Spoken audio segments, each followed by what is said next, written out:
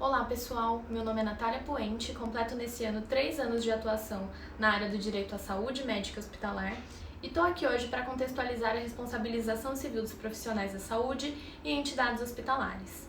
Ao longo desse congresso foram vistos temas riquíssimos sobre o direito médico e a saúde, e aqui não será diferente, vocês verão conteúdos tão ricos quanto nessa plataforma. E por isso, eu resolvi trazer para vocês, profissionais, sejam da área da saúde ou do direito, uma explicação sobre como surge a responsabilidade civil médica e hospitalar. Vamos lá? A responsabilidade civil, tema muito aclamado e muito presente no nosso sistema judiciário, decorre do instinto de justiça que é inerente a todos nós seres humanos. Os primeiros registros de responsabilização podem ser encontrados nos estudos da Mesopotâmia. Lembram-se da lei de Talião, olho por olho, dente por dente? A lei de Talião e a lei das 12 tábuas traziam consigo a imposição de certa responsabilidade àquele que causasse dano a outrem. Só que nessa linha, a punição seria um dano tão grave quanto o ocasionado, então o médico que deixasse um paciente cego perderia o próprio olho ou a mão que tinha ocasionado o acidente. Mais tarde na Índia, por meio do Código de Manu, viam-se os primeiros registros de uma responsabilização da qual se surgiu o dever de reparo pecuniário, ou seja, por meio de indenizações. E assim, ao longo do desenvolvimento do mundo civilizado, os ordenamentos jurídicos foram se aperfeiçoando, se moldando conforme as necessidades, até se transformar no que é hoje. E ao se falar na responsabilidade civil no âmbito médico e hospitalar, não é diferente. Médicos e demais profissionais da saúde, bem como entidades hospitalares e operadoras de plano, podem sim ser responsabilizados civilmente pelos danos causados a seus pacientes, ou até mesmo aos seus acompanhantes, familiares ou responsáveis legais. Hoje, nós temos um judiciário inflacionado de ações movidas contra médicos e hospitais, pleiteando pelo reconhecimento da responsabilidade civil e consequente indenização. E esse é um ponto de atenção porque, ao mesmo tempo que a situação proporciona um aperfeiçoamento da matéria de direito no âmbito da saúde, ela sobrecarrega os tribunais. Isso porque as indenizações, que geralmente são bem vultuosas, chamam a atenção dos pacientes que, diante de um resultado diverso do esperado num tratamento ou procedimento médico, demandam ação contra os profissionais e hospitais, buscando um reparo sem que haja fundamentação jurídica ou respaldo contratual. E essa é uma situação prejudicial tanto para os hospitais e médicos, quanto para os próprios pacientes, que, quando não alcançam êxito na ação, têm que arcar com as custas e sucumbências de um processo. E, às vezes, isso não é nem de má fé, mas sim por conta da falta de conhecimento na matéria do direito. Por isso, é muito importante entender os pressupostos ensejadores da responsabilidade civil.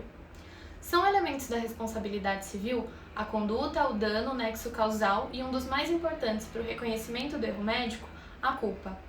A conduta tem por núcleo a noção de voluntariedade, podendo ser algo omissivo, que é o deixar de fazer, ou comissivo, que é o fazer. Então, primeiro de tudo, é necessário que haja uma conduta danosa, seja ela comissiva ou omissiva. Também é necessário o dano, que pode ser patrimonial ou extrapatrimonial, conhecidos como dano material e moral. Como dano material, podemos citar o dano emergente e o lucro cessante. O dano emergente diz respeito ao prejuízo sofrido, já o lucro cessante remete-se a algo que a vítima deixa de ganhar em razão do dano sofrido. Nas demandas da área da saúde, podemos exemplificar o dano emergente como uma despesa extra que um paciente teve por conta de um erro médico. Então, imagina que um paciente passou por uma cirurgia, recebeu alta e seguiu sua vida normalmente. Tempos depois, ele estava viajando e começa a sentir dores no local da cirurgia, procedendo a uma clínica particular na cidade onde estava. Ao ser examinado, resolvem abrir a cirurgia dele e descobrem que uma gaze ficou esquecida dentro do seu corpo. Assim, restando comprovado o erro médico, ele pode requerer o reparo por danos morais das despesas que teve nessa clínica particular. Já um exemplo de lucro cessante, podemos citar um paciente que ficou internado tempo superior ao previsto em razão de um erro médico cometido. Sendo esse paciente um trabalhador autônomo, como um taxista, ele deixa de lucrar durante o tempo que esteve internado, configurando, portanto, um lucro cessante. E, por fim, um exemplo de dano moral comumente pleiteado, temos os danos estéticos.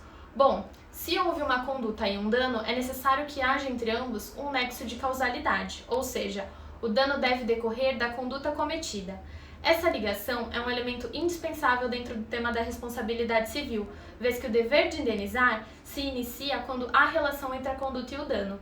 Já a culpa é um elemento de grande relevância para os médicos e demais profissionais da saúde, pois a sua responsabilização é subjetiva, Ou seja, é necessário que se comprove que o profissional agiu com culpa, que nada mais é do que um agir com negligência, imprudência ou imperícia. Por outro lado, a responsabilização dos hospitais e operadores de plano de saúde é objetiva, o que significa que é dispensada a necessidade da presença de culpa para que o agente causador do dano seja responsabilizado. Nessa espécie de responsabilidade, prevalecerá o dever de reparo, ainda que o agente não tenha agido com dolo ou culpa, exigindo-se somente a presença dos elementos conduta, dano e nexo causal. Mas veja bem, embora seja dispensada a presença de culpa na conduta do hospital, a ele só será imputado o dever de reparo se restar reconhecido o erro médico cometido pelo seu profissional.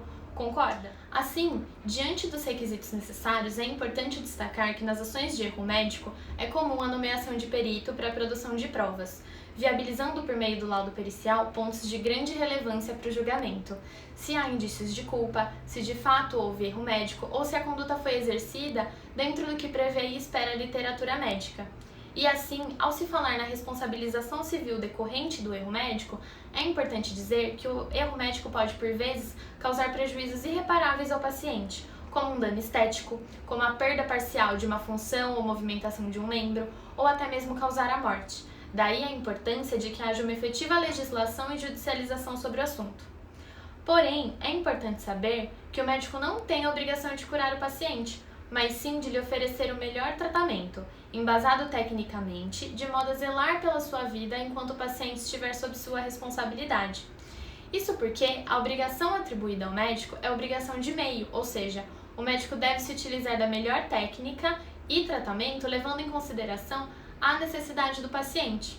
A obrigação de resultado só é imposta sobre os profissionais quando se tratar de cirurgia estética, mas isso é papo para outro vídeo. Agora sim, vamos adentrar aos tipos de erro médico que são passíveis de responsabilização civil. O erro de procedimento é aquele que decorre do desenvolvimento do atendimento, como por exemplo um erro de cirurgia. Já o erro de diagnóstico, como o próprio nome diz, é aquele em que o médico erra sobre a doença que está acometendo o paciente, postergando o início do tratamento correto, o que pode ser altamente prejudicial à saúde. E por fim, o atendimento tardio, além de postergar o atendimento, pode ser fatal. Imagine um médico que recebe uma paciente com sofrimento fetal e, ao invés de prontamente proceder ao parto, a encaminha para exame de toque ou raspagem, e por conta da demora na realização do parto, o feto morre. Tais situações são totalmente passíveis de reconhecimento da responsabilidade, com a posterior condenação indenizatória, porém é indispensável a comprovação de que o profissional agiu com negligência, imprudência ou imperícia, que é a culpa. Bom, basicamente é assim que a responsabilidade civil é reconhecida e aplicada nas relações entre profissionais da saúde e hospitais para com seus pacientes. Mas o que eu quero deixar de mais importante nisso tudo é que melhor do que remediar é prevenir. Médicos e advogados devem trabalhar em conjunto na prevenção desses litígios, tirando a advocacia daquele mito de que ela só é necessária quando o problema surge. Pelo contrário, uma atuação médica alinhada com o que prevê o Código de Ética, cumprindo com os deveres do médico, tendo acesso a uma consultoria jurídica que ampare e auxilia, é muito mais importante do que a contratação para uma mera defesa processual. Então, falando como profissional da área jurídica, eu aconselharia a todos os profissionais da saúde que zelem pelo atendimento humanizado e não fiquem na defensiva durante um atendimento. Tenham uma postura aberta, adequem seu vocabulário de acordo com o paciente, sejam claros, estabeleçam uma comunicação efetiva, criem confiança, abram espaços para tirar dúvidas, explique sobre a doença e o tratamento de forma clara e, acima de tudo, respeite sua autonomia e ofereça um tratamento humanizado. Enfim, por hoje é só. Espero ter ajudado somado ao conhecimento de cada um. Um abraço e até mais!